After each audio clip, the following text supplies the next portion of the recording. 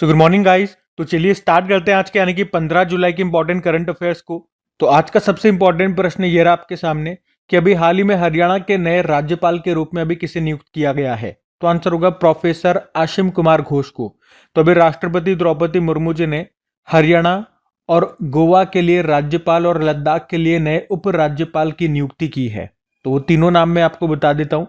हरियाणा के जो राज्यपाल बन गए, हरियाणा के गवर्नर बन गए प्रोफेसर आशिम कुमार घोष। गोवा के राज्यपाल बन गए अशोक गजपति राजू और लद्दाख के उपराज्यपाल बन गए हैं कविंदर गुप्ता। तो ये तीनों इंपॉर्टेंट अपॉइंटमेंट रहेंगे, याद रखना।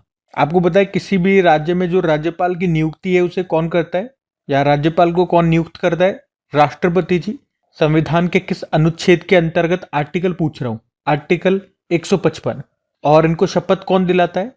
उस राज्य के हाईकोर्ट के जो चीफ जस्टिस हैं वो दिलाते हैं आर्टिकल 159 के अंतर्गत।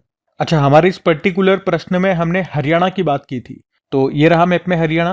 कैपिटल चंडीगढ़ हो गई है, मुख्यमंत्री है नायब सिनी और गवर्नर है बंडारू दत्तात्रेय। यहाँ का स्टेट एनिमल ब्लैक बग हो गया, स्टेट बर्ड है ब्लैक फ्रैंकोलिन, और स्टेट फ्लावर है लोटस, स्टेट ट्री है पीपल का। कुछ करंट अफेयर्स के प्रश्न हरियाणा से, जैसे कि भारत का पहला विश्व शांति केंद्र कहाँ स्थापित किया गया? तो आंसर होगा गुरुग्राम में। जल शक्ति अभियान कैच द रेन 2025 की शुरुआत कहां से की गई थी? पंचकुला हरियाणा से, जो जल शक्ति मंत्री हैं CR पाटिल के द्वारा, और थीम थी जल संचय जन भागीदारी।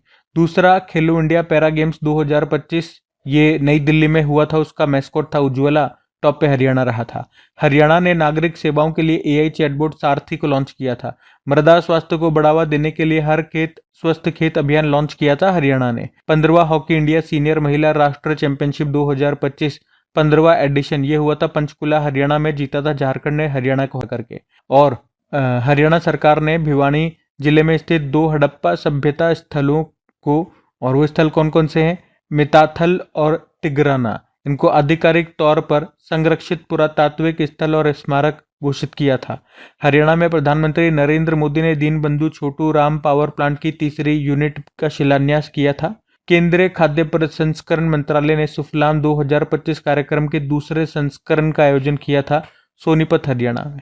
पंडित लक्ष्मी चंद कलाकार सामाजिक सम्मान योजना यहाँ शुरू हुई थी। जनता की कहानी मेरी आत्मकथा, ये यहाँ पे जो पिछले जो गवर्नर थे बंडारू दत्तात्रेय, उनकी ऑटोबायोग्राफी आई थी। मारुति सुजुकी ने भारत की सबसे बड़ी इन प्लांट रेलवे साइडिंग ये कहाँ पर खोली? मानेसर हरियाणा में जो इसका प्लांट है वहां पे। भारत का पहला विश्व शांति केंद्र का उद्घाटन कहाँ पर किया गया? गुरुग्राम में। शहरी स्थानीय निकायों का प्रथम राष्ट्र सम्मेलन ये हुआ था मानेसर गुरुग्राम में। और एशिया का सबसे बड़ा जंगल सफारी बनेगा हरियाणा में अरावली के पहाड़ों पर। ठीक है, तो ये सब भी ध्यान में रखना। अगला प्रश्न देखते हैं। फिर अगले में पूछ रहे हैं कि अभी विंबलडन ओपन 2025 में पुरुष एकल मेन सिंगल का टाइटल किसने जीता? तो आंसर होगा जेनिक सिनर ने। तो साल का तीसरा टेनिस ग्रैंड स्लैम होता है विंबलडन ओपन, और ये साल में जो 4 टेनिस ग्रैंड स्लैम होते हैं उसमें सबसे पुराना भी है। और अब इसमें मेन सिंगल का टाइटल जीत लिया है जेनिक सिनर ने। ये इटली के टेनिस प्लेयर हैं और इन्होंने पहली बार विंबलडन ओपन का टाइटल जीता है। तो प्रश्न इंपॉर्टेंट रहेगा। अच्छा, इन्होंने किनको हराया है? कार्लोस अल्काराज को हराया, जो कि स्पेन के प्लेयर हैं। मैं आपको बता दूं, जेनिक सिनर ने, जो कि इटली के प्लेयर हैं, इन्होंने अपने जीवन में टोटल 4 ग्रैंड स्लैम खिताब जीते हैं। ऑस्ट्रेलियन ओपन 2024 का भी जीता था, 2025 का भी जीता है, और फ्रेंच ओपन इन्होंने नहीं जीता एक बार भी। अभी विंबलडन ओपन पहली बार इन्होंने जीता 2025 में, और US ओपन लास्ट ईयर का 2024 का जो US ओपन हुआ था वो इन्होंने जीता है। ठीक है, बाकी वुमेन सिंगल का टाइटल कल हमने देख ही लिया था, किसने जीता था? इगा स्विटेक ने जीता था, और वे पोलैंड की टेनिस प्लेयर हैं, और उनका भी ये पहला विंबलडन ओपन खिताब था।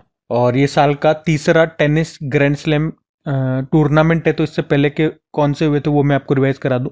जो साल का पहला हुआ था ऑस्ट्रेलियन ओपन, उसमें देखो मेन सिंगल जीता था जेनिक सिनर ने, इटली के हैं। वुमेन सिंगल मेडिसन कीज ने, अमेरिकी हैं।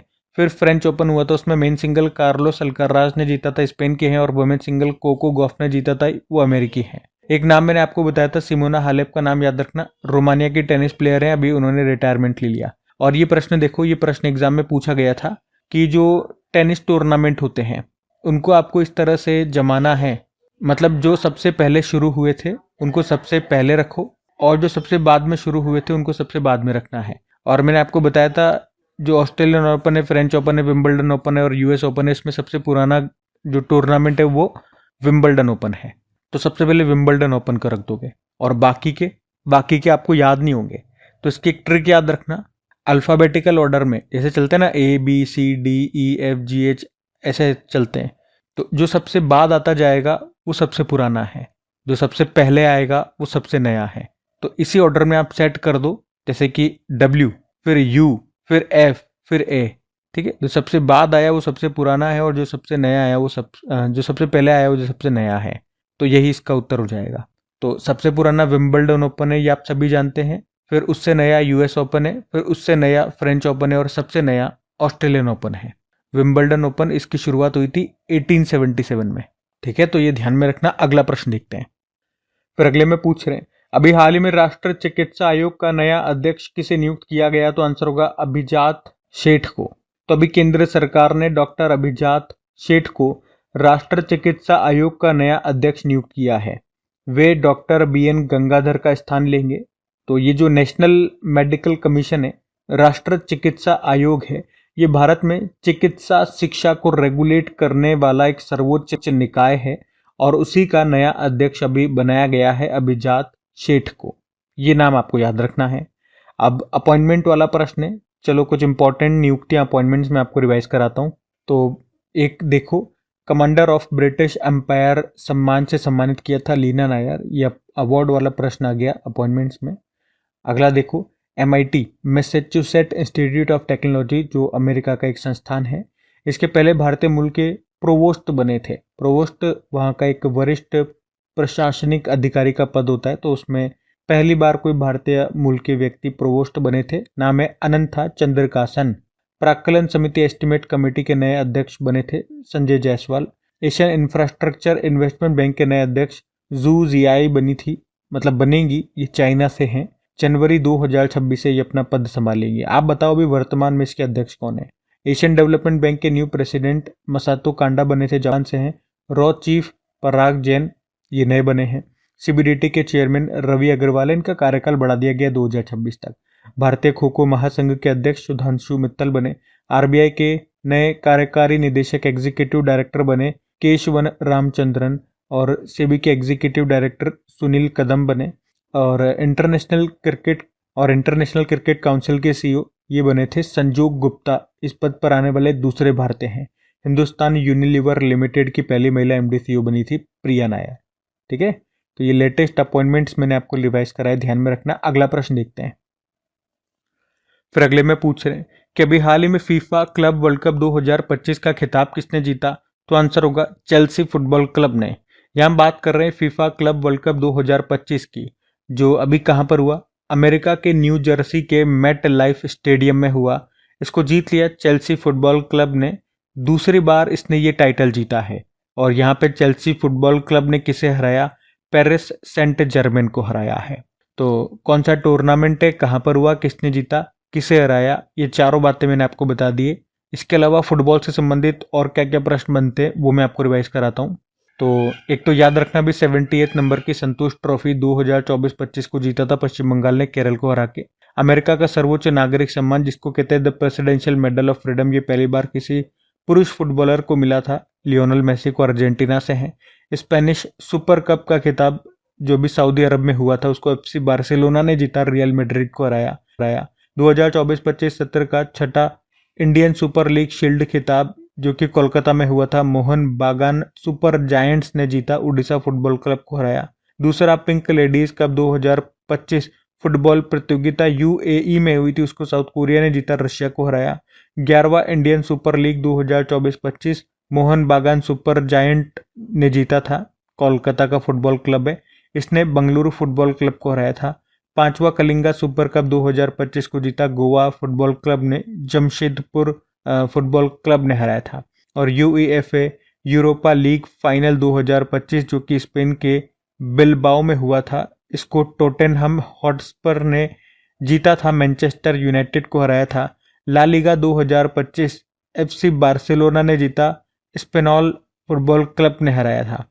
और UEFA नेशंस लीग 2025 जर्मनी में हुए थे, पुर्तगाल ने जीता था, स्पेन को हराया था।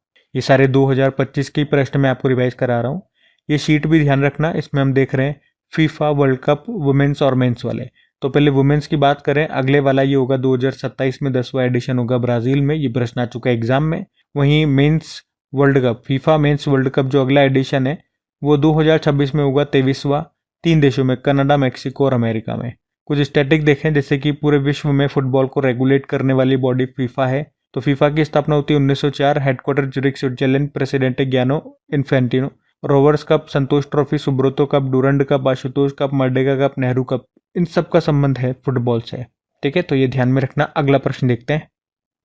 फिर अगले में पूछ रहे हैं, अभी हाल ही में भारत ने किस देश के सबसे बड़े द्विपक्षीय सैन्य अभ्यास तालिस्मैन सैबर में हिस्सा लिया? तो आंसर होगा ऑस्ट्रेलिया।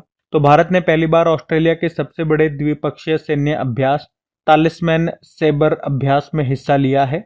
और ये एक बहुपक्षीय अभ्यास है, मतलब बहुत सारे देश इसमें हिस्सा लेते हैं। इसमें अभी अमेरिका सहित 19 देशों ने हिस्सा लिया और ये इस अभ्यास का 11वां संस्करण है। ये ऑस्ट्रेलिया में अब तक का सबसे बड़ा युद्ध अभ्यास है। ये ऑस्ट्रेलिया और पापुआ न्यू गिनी में आयोजित हुआ और भारत ने इसमें हिस्सा लिया। अब एक्सरसाइज वाला प्रश्न है, मैं आपको 2025 के जो भी इंपॉर्टेंट एक्सरसाइजेज हमने पढ़े हैं वो सारे आपको रिवाइज करवाता हूँ। जैसे कि इस साल का सबसे पहला एक्सरसाइज हमने देखा था डेविल स्ट्राइक, भारतीय सेना और वायुसेना के बीच में हुआ। ला पेरोस अभ्यास बहुपक्षीय अभ्यास है, मतलब बहुत सारे देशों ने हिस्सा लिया, भारत ने भी। और ये हुआ, इसका आयोजन किया था फ्रांस ने। कहाँ पे? मलक्का, सुंडा और लोम्बेक जलडमरू मध्य यानी कि स्ट्रेट में। एक्यूवेरिन अभ्यास भारत मालदीव के बीच में हुआ, मालदीव में। ट्रोपेक्स अभ्यास भारतीय सेना, वायुसेना, भारतीय तटरक्षक बल के बीच में हुआ, हिंद महासागर में। साइक्लोन अभ्यास भारत इजिप्ट के बीच में हुआ, राजस्थान में। विंग्ड राइडर अभ्यास भारतीय सेना वायुसेना के बीच में हुआ, पूर्वी कमान में। कोमोडो अभ्यास भारत ने हिस्सा लिया, इंडोनेशिया ने आयोजन किया था, बाली इंडोनेशिया में। सागर कवच इंडियन कोस्ट गार्ड ने आयोजन किया था, पश्चिम बंगाल में। जल थल रक्षा अभ्यास भारतीय सेना, तटरक्षक बल और समुद्री पुलिस ने इसका आयोजन किया था, बेटे द्वारका, गुजरात में। उसके अलावा सी ड्रैगन अभ्यास अमेरिका ने आयोजन किया था, पश्चिमी प्रशांत महासागर में, गुआम तट पर भारत ने हिस्सा लिया। डेजर्ट हंट अभ्यास का आयोजन इंडियन एयरफोर्स ने किया था, जोधपुर, राजस्थान में। खंजर अभ्यास 12वां संस्करण भारत किर्गिस्तान के बीच में हुआ था, बिश्केक, किर्गिस्तान में। वरुण अभ्यास भारत फ्रांस के बीच में हुआ था, अरब सागर में।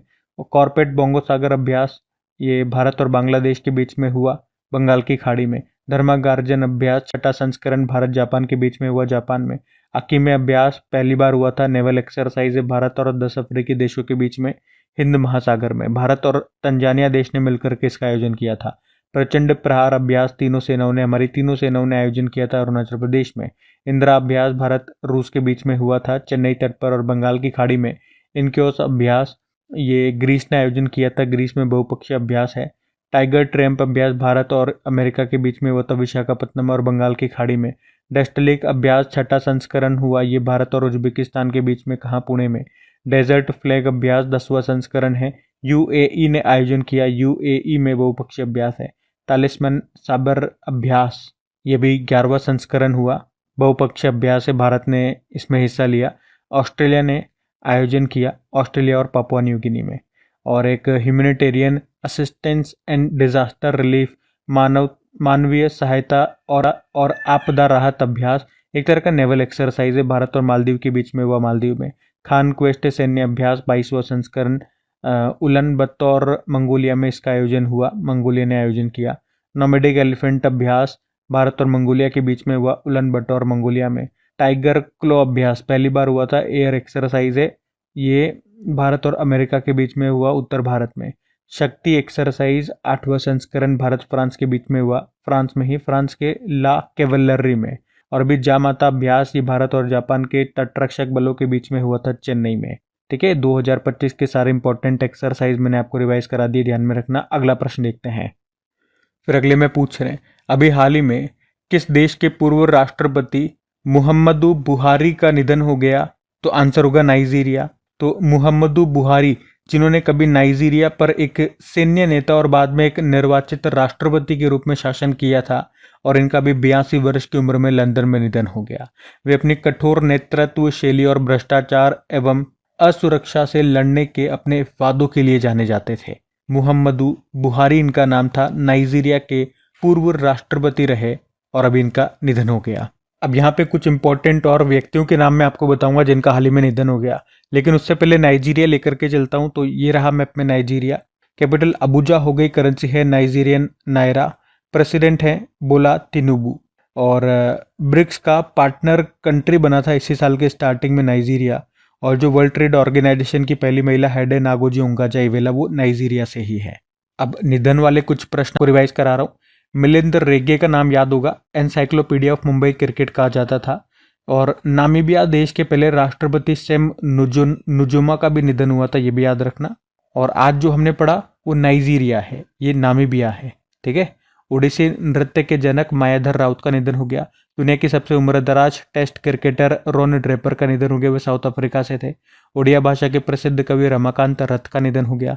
वीर रामास्वामी सर्वोच्च न्यायालय के पहले न्यायाधीश थे, जिनके खिलाफ 1991 में महाभियोग प्रस्ताव लाया गया था, लेकिन उन पर महाभियोग नहीं चलाया जा सका। और कुमुदनी लाखिया कथक से इनका संबंध है, गुजरात से हैं। 2025 में पद्म विभूषण मिला। रोमन कैथोलिक चर्च के प्रमुख पॉप फ्रांसिस का निधन हो गया, वे अर्जेंटीना से थे।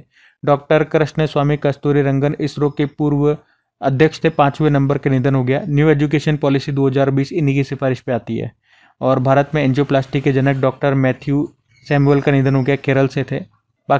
बाकी ICMR के पूर्व अध्यक्ष डॉक्टर सुभद्रा अय्यप्पन का निधन हो गया, 2022 में पद्मश्री मिला था। भारत के परमाणु ऊर्जा आयोग के पूर्व अध्यक्ष और nuclear scientist doctor MR Srinivasan का निधन हो गया, 2015 में मिला पद्म विभूषण। कश्मीरी संगीत के दिग्गज उस्ताद गुलाम नबी शाह का निधन हो गया, जिन्हें प्यार से हमले बुलबुल के नाम से जानते थे। मारुति चितमपल्ली वे एनवायरनमेंट और वाइल्ड लाइफ कंजर्वेशन के लिए जाने जाते थे, महाराष्ट्र से थे। अरण्य कृषि के नाम से जानते थे उनको। 2025 में मिला था पद्मश्री, निधन हो गया, तो इंपॉर्टेंट नाम है। और सूर्यमुखी देवी मणिपुरी क्लासिकल डांसर थी, इनको भी 2025 में मिला था पद्मश्री, इनका भी निधन हो गया, ठीक है। तो ये सब नाम इंपॉर्टेंट रहेंगे, ध्यान में रखना। अगला प्रश्न देखते हैं। फिर अगले में पूछ रहे हैं क्या, अभी आर्थुंकल पुलिस स्टेशन किस राज्य में स्थित है बताइए, जो भारत का पहला ISO प्रमाणित स्टेशन बना है। तो आंसर होगा केरल। तो आर्थुंकल पुलिस स्टेशन ये भारत का पहला ISO प्रमाणित स्टेशन बन गया है। आर्थुंकल पुलिस स्टेशन केरल के अलपुझा जिले में स्थित है। और अभी 10 जुलाई 2025 को ही यह प्रमाण पत्र भारतीय मानक ब्यूरो यानी कि ब्यूरो ऑफ इंडियन स्टैंडर्ड्स के द्वारा प्रदान किया गया। इसे ISO मतलब क्या होता है, इंटरनेशनल ऑर्गेनाइजेशन फॉर स्टैंडर्डाइजेशन। तो दुनिया भर में उत्पादों, सेवाओं और प्रणालियों के लिए गुणवत्ता, सुरक्षा और दक्षता के मानक ये तय करती है, जिसका मुख्यालय है जेनेवा स्विट्जरलैंड में। स्थापित होता है ये 1947 में, ठीक है। तो आर्थुंकल पुलिस स्टेशन न्यूज में है, याद रखना, ये आपको मिलेगा केरल में। क्यों न्यूज में है, भारत का पहला ISO प्रमाणित स्टेशन ये बन गया है। अच्छा, यहाँ पे पुलिस से संबंधित कुछ और प्रश्न मैं आपको करा रहा हूँ, ये भी ध्यान से सुनना। जैसे कि हमारे जो गृह मंत्री अमित शाह, उन्होंने असम में लचित बोरफुकन पुलिस अकादमी का उद्घाटन किया था। गृह मंत्री जी ने ही कहां पर हाईटेक पुलिस मुख्यालय का उद्घाटन किया था, अहमदाबाद में। गरुड़ाक्षी ऑनलाइन FIR प्रणाली शुरू की थी कर्नाटक ने। छेड़छाड़ से निपटने के लिए शिष्टाचार दस्ता शुरू किया था दिल्ली पुलिस ने। गुजरात पुलिस ने GP दृष्टि नाम से एक परियोजना शुरू की थी, जिसमें ड्रोन के जरिए नजर रखी जाएगी। वर्ल्ड पुलिस समिट 2025 का आयोजन दुबई में हुआ। और दिल्ली पुलिस ने स्कूल छोड़ने वाले बच्चों को फिर से स्कूल से जोड़ने के लिए नई दिशा नाम से एक पहल शुरू की। गृह मंत्री अमित शाह ने कहां पर E0 FIR पहल शुरू की, दिल्ली। 23वें विश्व पुलिस और फायर गेम्स जो अभी 2029 में होंगे, ये भारत में होंगे, अहमदाबाद में पहली बार भारत इसको होस्ट कर रहा है। और इससे पहले 22वां संस्करण 2027 ये पर्थ ऑस्ट्रेलिया में होगा। और अभी 2025 वाला 21वां संस्करण हो चुका है बर्मिंघम अमेरिका में, जिसमें आपको याद होगा टॉप पे तो अमेरिका रहा था और तीसरे स्थान पे भारत रहा था, ठीक है। तो ये सब ध्यान में रखना। अगला प्रश्न देखते हैं। फिर अगले में पूछ रहे हैं, अभी हाल ही में राष्ट्रपति द्रौपदी मुर्मू जी ने किसे राज्यसभा के लिए नॉमिनेट किया है। तो आंसर हो जाएगा उपर्युक्त सभी। तो इनके बारे में बताता हूं आपको। तो याद रखना भी, राष्ट्रपति द्रौपदी मुर्मू जी ने भी 13 जुलाई को ही संविधान के अनुच्छेद 80 क्लॉज 3 के तहत राज्यसभा के लिए 4 लोगों को नॉमिनेट किया है। वो 4 कौन कौन है? उज्जवल निकम प्रसिद्ध सरकारी वकील हैं। हर्षवर्धन श्रृंगला पूर्व विदेश सचिव और वरिष्ठ राजनयिक हैं। डॉक्टर मीनाक्षी जैन इतिहासकार और शिक्षाविद हैं। और C सदानंद मास्टर शिक्षक और सामाजिक कार्यकर्ता हैं। तो इन्हीं चारों को अभी राष्ट्रपति जी ने राज्यसभा के लिए नॉमिनेट किया है। देखो, राज्यसभा की बात करें, ये भारतीय संसद का उच्च सदन होता है जिसे काउंसिल ऑफ स्टेट्स यानी कि राज्यों की परिषद भी कहा जाता है। इसका गठन हुआ था 3 अप्रैल 1952 में 1952 में, और पहला सत्र का आयोजन हुआ था 13 मई 1952 को। इसमें मैक्सिमम सदस्य हो सकते हैं 250। अभी वर्तमान में कुल सदस्य हैं 245, जिनमें से 238 238 सदस्य ये राज्यों और केंद्र शासित प्रदेशों से चुने जाते हैं, और 12 सदस्य राष्ट्रपति जी के द्वारा नामित होते हैं। और जो ये सदस्य चुन करके आते हैं ना, ये जो सदस्य हैं ये अप्रत्यक्ष रूप से चुने जाते हैं, यानी कि राज्य विधानसभाओं के निर्वाचित सदस्य वोट दे करके इनको चुनते हैं। और प्रत्येक सदस्य का जो कार्यकाल है वो 6 साल का होता है, और हर 2 साल में 1/3 सदस्य रिटायर्ड होते रहते हैं। और राज्यसभा को कभी भंग नहीं किया जाता है, इसीलिए इसे स्थायी सदन कहते हैं। और उपराष्ट्रपति ये राज्यसभा के पदेन सभापति होते हैं। संविधान के किस अनुच्छेद में है ये पूछोगे तो ऐसे याद करवाया था मैंने आपको। सरला, स से मतलब संसद हो गया, आर्टिकल 79, र से राज्यसभा आर्टिकल 80, और ल से लोकसभा आर्टिकल 81। तो 79, 80, 81 ऐसे याद रखो, याद रहेगा। ठीक है, अगले प्रश्न की ओर बढ़ते हैं।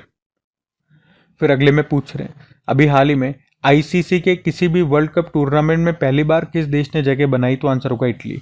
तो इटली ने पहली बार किसी आईसीसी क्रिकेट वर्ल्ड कप के लिए क्वालिफाई कर इतिहास रचा, और ये उपलब्धि अभी ICC men's T20 world cup 2026 के लिए है। ये जो ICC T20 mains world cup 2026 है, ये भारत और श्रीलंका मिलकर के इसको होस्ट कर रहे हैं। और अभी इसी के लिए पहली बार किस देश ने क्वालिफाई कर लिया है? तो इटली आंसर होगा। अब बात इटली की है तो ये रहा मैप में इटली। कैपिटल रोम हो गई, करेंसी यूरो हो गई, प्रधानमंत्री हैं जॉर्जिया मेलोनी, और प्रेसिडेंट हैं सर्जियो मैटरेला। और आपको याद है अभी पहली बार प्रकाश को सुपर सॉलिड अवस्था में किसने सफलतापूर्वक परिवर्तित किया था? इटली के वैज्ञानिकों ने। ठीक है, तो ध्यान रखना। अगला प्रश्न देखते हैं। फिर अगले में पूछ रहे हैं, अभी हाल ही में न्यू कैलेडोनिया ने किस देश के भीतर एक नया राज्य बनने के लिए समझौता किया? तो आंसर होगा फ्रांस। तो न्यू कैलेडोनिया ये दक्षिण प्रशांत महासागर में स्थित एक द्वीपीय देश है जिसकी कैपिटल नोमिया होती है। और आप देखोगे तो ये ऑस्ट्रेलिया के पास में ही आपको देखने को मिलेगा। पर अभी फ्रांस के साथ इसका एक समझौता हुआ है जिसके अंतर्गत, जिसके अनुसार ये जो न्यू कैलेडोनिया है ये फ्रांसीसी गणराज्य के भीतर एक राज्य होगा अब। ठीक है, तो ये याद रखना, न्यू कैलेडोनिया अब ऑफिशियली ये किसके अंतर्गत आएगा? फ्रांस। अब बात फ्रांस की है तो फ्रांस भी लेकर के चलता हूँ आपको। ये रहा मैप में फ्रांस। कैपिटल हो गई पेरिस, करेंसी है यूरो, प्रेसिडेंट है इमैनुअल मैक्रोन, प्रधानमंत्री है फ्रांसवा बारुआ। कुछ प्रश्न देख लो आप फ्रांस से, जैसे कि दुनिया का सबसे बड़ा सफेद हाइड्रोजन भंडार ये खोजा गया था फ्रांस में, जो मोसेल क्षेत्र है वहां पे। Hammer guided bomb weapon system को भारत में बनाने के लिए भारत इलेक्ट्रॉनिक्स लिमिटेड ने किस कंपनी के साथ समझौता किया था? सेफ्रन इलेक्ट्रॉनिक डिफेंस, फ्रांस की कंपनी है। और भारत के किस शहर में राइफल फाइटर जेट की मेन बॉडी, मुख्य ढांचा ये बनाया जाएगा? हैदराबाद में।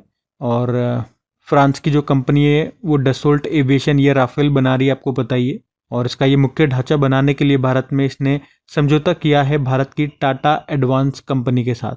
शक्ति एक्सरसाइज अभी 8वां संस्करण भारत फ्रांस के बीच में हुआ था, फ्रांस में ही। और अभी तीसरा संयुक्त राष्ट्र महासागर सम्मेलन ये फ्रांस के नीस में हुआ था, जिसकी मेजबानी फ्रांस और कोस्टा रिका ने मिलकर के की थी।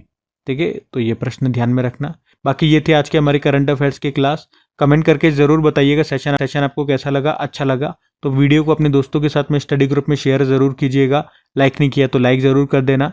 और आपको बताइए इनकी जो प्रैक्टिस के लिए क्विज है वो आपको मिल जाती है आपके क्रिक एग्जाम एप्लीकेशन में, जहाँ पे जाकर के आप इनकी प्रैक्टिस करते रहिए ताकि एग्जाम में ये चीज़ें आप भूलो नहीं। और पीडीएफ आपको मिल जाती है टेलीग्राम चैनल पे। टेलीग्राम एप्लीकेशन दोनों का लिंक डिस्क्रिप्शन बॉक्स में है। वैसे एप्लीकेशन को आप डायरेक्ट गूगल प्ले स्टोर से भी इंस्टॉल कर सकते हैं। तो चलिए भी कल के करंट अफेयर्स का क्विक रिविजन कर लेते हैं और सेशन एंड करते हैं। तो कल पहला प्रश्न पूछा था, विंबलडन ओपन 2025 में वुमेन एकल का खिताब किसने जीता? इगा स्विटेक ने। फिर पूछा, पेन पिंटर पुरस्कार 2025 किसने जीता? लीला अबुलेला ने। यूनेस्को ने कितने अफ्रीकी धरोहर स्थलों को खतरों की सूची से बाहर कर दिया? 3। और आरपीएफ की पहली महिला प्रमुख बनी है सोनाली मिश्रा। चरण पादुका योजना शुरू की है छत्तीसगढ़ ने। और एआई आधारित सिस्टम BioMU-1 को किसने लॉन्च किया? माइक्रोसॉफ्ट। वैश्विक ऊर्जा स्वतंत्रता दिवस मनाया गया 10 जुलाई को। उसके अलावा अभी परख राष्ट्र उपलब्धि सर्वेक्षण 2024 में कौन सा राज्य टॉप पे रहा? तो पंजाब रहा। और जनजातीय कार्य मंत्रालय ने किसके साथ मिलकर के तलाश कार्यक्रम शुरू किया? UNICEF India. और आखिरी प्रश्न था कि लंदन के लॉर्ड्स स्थित एमसीसी संग्रहालय में किसके चित्र का अनावरण किया गया? सचिन तेंदुलकर, खुद नहीं किया। चलो कल का भी होमवर्क प्रश्न देखते हैं और सेशन एंड करते हैं। तो कल आपसे पूछा था ज्योति योजना अभी किस राज्य ने शुरू की थी? तो आंसर होगा केरल ने। आप सभी ने प्रश्न का बिल्कुल सही उत्तर दिया। अब ये रहा आज का आपका होमवर्क प्रश्न।